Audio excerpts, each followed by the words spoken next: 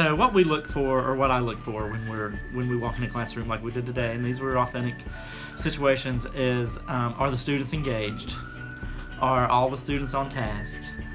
Do they really seem to be focused in on what the teachers are having them do? Whether, today was amazing.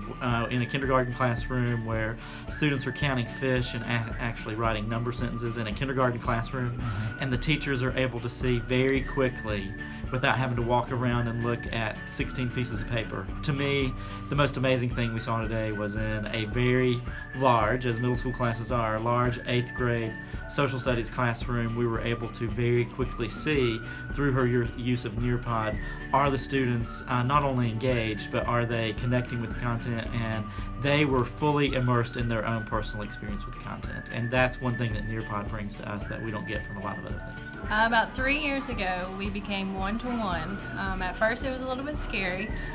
It's very new for our students. It's kind of the first opportunity they have to experience technology daily in every class.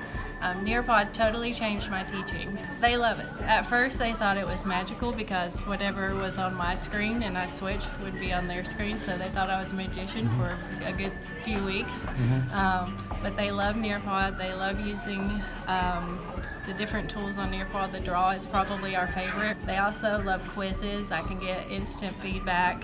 They'll get the instant feedback to see how they did on the quiz.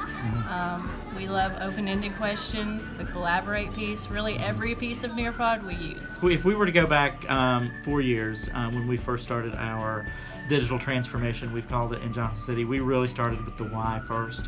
When I was tasked, Dr. Line and I were tasked with, from the board and the superintendent, to implement technology, and we spent probably a year answering the why. Why do we need to move to technology? We're already a very high achieving district. And then we looked at the how do we want it to look, and then we finally looked at the what are the devices, what are the platforms that we want to use, and along that journey we came up with the idea of integrating a technology teacher leader program that allowed those early adopters to apply and actually get experiences and get resources that they never would have gotten before. And in year 3, with 60 teacher leaders and full implementation now, we continually talk about how important it was. We started with the why first, and I heard Dr. Pickering say something today that Dr. Line and I preach all the time, and that's that we don't want our kids just consuming content. There's some consumption you need to do with technology, but we want our kids creating and producing with content to demonstrate their learning.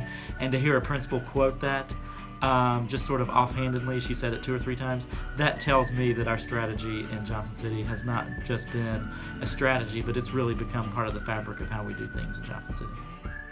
Home, let me come home.